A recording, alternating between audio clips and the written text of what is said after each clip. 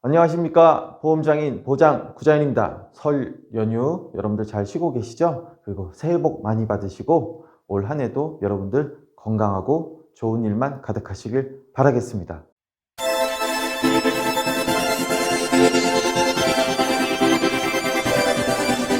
자, 오늘 제가 설 연휴 첫째 날인데 이렇게 영상을 찍는 이유는 어제 고객님이 사고가 있으셨는데 그거에 대해서 문의 전화, 상담 전화를 좀 하다 보니까 제가 조금 이게 어떤 표현으로 말씀을 드려야 될지 혼란스러울 정도로 고객의 무지에서 비롯된 교통사고 처리 문제가 있어서 제가 좀 말씀을 드리려고 합니다. 그 전에 보험회사에서 운전자 보험을 따로 판매하고 있는 이유는 12대 중과실에 대한 처벌이 너무 강하기 때문에 그거에 대한 방어를 하기 위해서 운전자 보험을 판매하고 있죠. 그 12대 중과실이 과연 뭔지 그거에 대해서 먼저 한번 제가 설명을 좀 드리도록 하겠습니다. 자, 잘 보이시죠? 12대 중과실이라 하면 신호 위반을 볼 수 있어요. 신호 위반. 아시는 것처럼 신호 지키라 이거죠. 안전표시 표지 위반. 중앙선 침범, 뭐 역주행, 중앙선 침범, 중앙선 넘으면 당연히 안 되겠고요. 제한속도 시속 20km를 초과한 운전, 이건 과속이죠. 과속. 과속으로 처벌을 받으려면 규정속도를 20km 이상 넘어야만 처벌이 가능합니다. 그리고 앞지르기, 끼어들기 방법 위반. 여기서 이 앞지르기 방법 위반에 대해서 잘 모르시는 분들이 있는데 항상 1차선에서만 앞지르기를 해야 돼요. 고속도로에서도 보면 1차선이 추월차선이고 나머지 차선은 주행차선이에요. 그래서 차량이 이렇게 있을 때 앞지르기를 하려면 1차로로 가서 이렇게 가야 되는데 한국 사람들이 뭐예요? 1차로에서 정속주행을 합니다. 1차로 정속주행. 이거는 범죄 행위라는 거예요. 하면 안 돼요. 그렇게 되면 2차로 앞지르기를 하려면 1차로로 가던 차가 2차로로 바꿔서 다시 앞지르기를 한 다음에 다시 1차로로 가야 되는, 그럼 2차로 앞지르기가 되니까 앞지르기 방법 위반 12대 중과실 사고를 우리는 아무런 생각도 없이 하게 되는 일이 발생되죠. 그러니까 여러분들이 이런 범죄 행위를 조장하는 행동은 하지 않으셔야 된다는 거죠. 그리고 아이고 펜 떨어뜨렸습니다. 그리고 철길 건너법 통과 방법 위반, 철길 보면 이게 차단기 있죠? 그 차단기 신호 잘 지켜서 건너라는 의미고요. 횡단보도의 보행자 보호 의무 위반. 자, 이 횡단보도 보행자 보호 의무 위반은 여러분들이 눈여겨보셔야 될 게 뭐냐면, 자, 횡단보도 제가 한번 그려보겠습니다. 횡단보도가 보통 이렇게 생겼죠? 그러면 여기에 횡단보도가 있고요. 이쪽에도 횡단보도가 있습니다. 그럼 차선은 어떻게 돼 있냐? 중앙선이 이렇게 거져 있고 여기에 정지선이 있어요. 이렇게. 자, 정지선이 있고 여기 횡단보도에 파란불이 들어와 있을 때 이거를 넘어서서 진행을 하시게 되면 신호위반이에요. 신호위반이 되고 여기에서 우회전을 해서 갈 때 보행자가 걸어가고 있는데 지나가셔서 사고가 나면 그건 보행자 보호 의무 위반이에요. 보불이라고 흔히 얘기하는데요. 그러니까 여기에 횡단보도 파란불이 들어와 있을 때는 지나가셔도 돼요. 단 보행자가 없거나 보행자의 안전을 충분히 확보할 수 있을 때, 그런데 여기는 정지선이 있기 때문에, 여기는 정지선이 없기 때문에 가도 되는 거고 여기는 정지선이 이렇게 있기 때문에 정지선이 있을 때 신호가 들어오면 여기는 가시면 안 돼요. 그럼 신호 위반이에요. 그래서 가끔 우회전 차량이 이렇게 신호 대기를 하고 있는데 우회전을 하려는 차가 뒤에 딱 붙으면 이 차가 뒤에서 막 계속 빵빵거려요. 빵빵빵빵 가라고. 그럼 얘가 이렇게 스물스물 가서 여기다 이렇게 피해주죠. 이거 신호 위반이라는 거죠. 이러시면 안 돼요. 여기 뒤에 계시는 분도 그렇게 위협 운전을 하시면 안 돼요. 이거는 보복 운전, 위협 운전으로 신고당하시면 무조건 처벌받습니다. 그냥 우회전을 할 때까지 이 차가 직진을 하고 그 다음 차례가 와서 내가 우회전을 할 때까지 기다리셔야 돼요. 기다리셔야 된다는 점, 요거 법규에 이렇게 나와 있으니까 그 점 좀 참고하시면 될 거고요. 자, 여기에 중요한 항목 두 가지가 나옵니다. 무면허 그리고 음주운전. 요거는 강도, 강간, 폭행, 살인 이런 것처럼 그냥 생으로 범죄 행위예요. 이건 운전자 보험에서 보상하지 않는 손해에 딱 두 가지만 포함이 돼요. 음주, 무면허. 이거는 그냥 범죄 행위이기 때문에 아예 보험회사에서 해주지 않아요. 범죄 행위를 보상하는 보험 상품은 우리나라에 존재하지 않습니다. 다른 것들은 운전하다 보면 실수나 부득이한 경우 벌어질 수 있는 상황이어서 보장이 되는 거고, 요 두 행위는 범죄 행위라서 보상되지 않아요. 자, 그리고 보도침범, 인도주행, 식당 같은 경우 인도를 넘어서서 주차장이 있는 경우들이 있잖아요. 대부분 건물 또 진입로가 다 인도의 연결선상에 있다 보니까 인도를 침범하는 경우, 그리고 인도에 주차하기 위해서 이렇게 올라가는 경우, 이런 경우 교통사고가 나면 그것도 12대 중과실이라는 점 여러분들이 명심을 해야 되고요. 승객 추락 방지, 개문발차라고 해서 문을 열고 차량을 운행한다든지 이런 경우에 승객이 추락할 수 있으니까 그런 행위를 하지 말아라. 그 관련된 법규고요.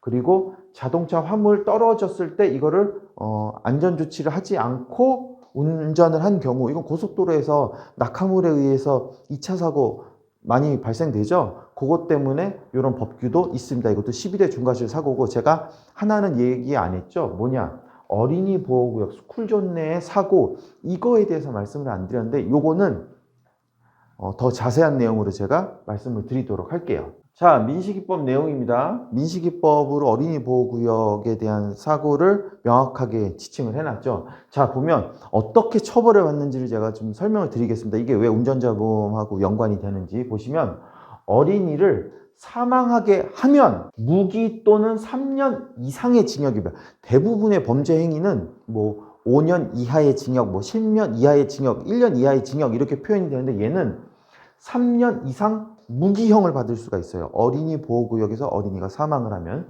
그리고 사망이 아닌 상해사고일 경우에는 1년 이상의 징역서부터 15년까지, 1년부터 15년까지 징역형을 받거나 벌금형을 받는다 하더라도 500만 원 이상, 3천만 원 이하.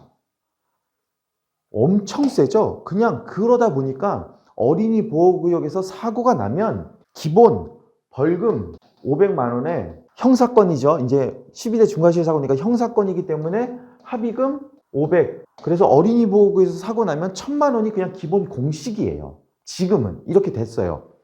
어린이들의 부모들도 이걸 알고 있기 때문에 이렇게 요구를 하는 상황이 됐으니까 여러분들이 그거에 대해서 이제 주의를 하셔라, 이 얘기를 드리는 건데, 제가 이 영상을 찍게 된 제일 큰 이유 중에 하나가 뭐였냐면, 일주일 전에 오토바이 책임보험, 돈 아끼겠다고 또 책임보험을 들어서 종합보험도 안 들고 책임보험을 들었는데 엊그제 사고가 났어요. 그래서 저한테 교통사고 이제 접수를 해달라고 연락이 와서 제가 접수를 하는 과정에서 어떤 사고냐고 물어봤더니 애를 쳤다 그러더라고요. 그래서 제가 너무 깜짝 놀라서 혹시 그 사고 난 장소가 스쿨존이었나요? 어린이 보호구역이었나요? 물어봤더니 어린이 보호구역은 아니라고 해서 제가 가슴을 쓸어 내렸어요. 정말 다행이라고, 그나마 정말 다행이라고. 운전자 보험이라는 게 있어서 그걸 설명을 드렸었는데 그때 가입을 안 하셨어가지고, 만약에 이번 사고가 어린이 보호구역 사고였으면 500 정도에서 한 1000만 원 정도 합의금과 벌금으로 나가는 그런 사고입니다. 이렇게 말씀을 드렸더니 그럼 저 땡 잡은 거네요? 하면서 즐거워하시더라고요. 아이를 쳐서 교통사고가 난 상황에서 난 그거에 안 당했으니까, 민식이법에서 당하지 않았으니까 저 땡 잡은 거네요. 그러면서 웃으시더라고요. 그래서 너무 소름이 끼치더라고요. 얘가 인간이 맞나? 이런 생각이 들더라고요. 제가 이렇게 좀 강하게 말씀을 드리는 건, 저도 사람입니다. 사람이 사람을 상대하는 거지 인간 같지 않은 행동을 하는데 저도 아무리 고객이라고 해도 사람같이 대하진 않아요. 최소한 문제가 될 수 있는 것에 대해서 방어를 해야 되는 것은 우선이지만, 문제가 발생됐다라고 하면 그거에 대해서 내가 큰 잘못을 했구나, 내가 큰 일을 당할 뻔했구나, 주의해야지, 앞으로 그럼 어떻게 대비를 해야 될까, 이런 생각을 해야 되는데 너무 즐거워하시더라고요. 교통사고를 냈다는 것 자체로. 그래서 진짜 사이코패스나 소시오패스인가 라는 생각이 들 정도로 너무 제가 제 심리적으로 좀 그런 사람을 대하기가 좀 힘들더라고요. 그래서 이런 영상을 찍게 된 거고, 자동차를 타시는 분들은 운전자 보험에 대한 필요성을 많이들 인지하고 계셔서 거의 다 가입을 하셨어요. 아시겠지만. 그런데 오토바이를 타시는 분들은 이것에 대한 인지라든지 그런 경험이 부족한 건지, 아니면 그냥 나 몰라라 하는 거, 나만 아니면 돼 같은 무슨 버라이어티에서 나오는 그런 생각을 하시는 건지, 사실 인지가 좀 부족한 게 사실인 것 같아요. 어린이 보호구역 내에서 사고는 정말 인생을 망칠 수 있는 그런 부분이에요. 그래서 운전자 보험에서 보상을 해주는 게 벌금을 대신 내주라고 벌금 내어드리고, 이렇게 큰 재판을 하고 형사건이기 때문에 형사합의를 꼭 봐야 되니까 형사합의금 1억 원까지 보장을 해주고, 거기에다가 재판을 하는 동안 나도 변호를 받아야 되니까 변호사 사라고 변호사 선임 비용까지 대주는 게 바로 운전자 보험에서 하는 기본적인 역할이에요. 그게 가장 필요하다는 거죠. 그렇기 때문에 여러분들이 그 부분을 꼭 명심하고 운전자 보험 가입을 하는데 절대 아깝거나 아쉽다는 생각은 안 하셨으면 좋겠어요. 그냥 내가 핸들을 잡는다 하면 운전자 보험은 기본이라고 생각을 하셔야 돼요. 사실 이 정도도 준비를 안 하실 거면 단언코 말씀드리지만 그냥 차건 오토바이건 타지 마세요. 남한테 폐를 끼치고 내 인생을 망칠 정도에 대한 거를 준비를 안 한다는 건 여러분들이 잘못하고 계신 거예요. 분명히 잘못하고 계신 거예요. 그러니 내가 운전대를 잡는다, 핸들을 잡는다, 그러면 무조건 운전자 보험은 가입하는 걸 기본이라고 생각을 하시는 마음가짐이 있으셨으면 좋겠는 바람에서 이렇게 영상을 찍고 있습니다. 자, 제가 다른 유튜버들처럼 뭐 암보험이나 팔고 수술비 보험이나 팔고 이런 상품들만 판매하면 저도 장사꾼이죠. 다른 보험 유튜버들하고 별반 차이가 없을 거예요. 그런데 제가 돈도 안 되고 일만 많고 사고 처리에 복잡한 이 운전자 보험에 대해서 이렇게 목숨 걸고 자꾸 가입을 하라고 말씀을 드리는 이유는 딱 한 가지입니다. 다른 보험 상품들은 가입을 안 한다고 해서 인생 망가지는 일이 없어요. 암보험, 암진단금 안 받으면 돼요. 내 돈 가지고 아껴 쓰면 되고, 수술비 보험, 수술 받고 굳이 몇백만 원 돈 받으면 좋지만 안 받으면 또 어떻습니까? 그런데 운전자 보험은 이게 아니에요. 재판을 해야 되고, 피해자하고 합의를 해야 되고, 내 벌금을 내야 되고, 준비가 되어 있지 않다면 다가오는 문제가 거의 재앙 수준이에요. 집안을 망치고 내 전과가 생기고 감옥에 가야 되고 피의자가 돼야 되고 가해자가 돼야 되고, 이런 문제에 대해서 준비하지 않는다는 건 진짜 큰 문제라는 거죠. 그냥 이거에 대해서는 여러분들이 선택을 하려고 하지 마시고 그냥 가입하시는 거를 원칙이다라고 생각을 하고 자동차를 사던 오토바이를 사던 운전을 하던 이 부분에 대해서 생각을 하셨으면 좋겠습니다. 분명 이번 설 연휴에도 많은 교통사고가 나고 고객분들이 저한테 사고 상담과 사고 문의를 주실 거예요. 그래서 다시 한번 미리 이렇게 영상을 찍고 말씀을 드리는 겁니다. 항상 안전운전 하시고 무슨 일이 발생되면 선보고 후조치, 사고 났을 때 사고 현장에서 바로 전화 주시면 제가 조금 더 우리한테 유리할 수 있는 방향으로 안내를 좀 드리고 고객님의 편에 서서 설명드리도록 하겠습니다. 자, 이상 보험장인 구자윤이었고요. 남은 설 연휴도 즐겁고 보람차게 보내시길 바라겠습니다. 사회적 거리두기도 꼭 지키시고요. 아시겠죠? 감사합니다.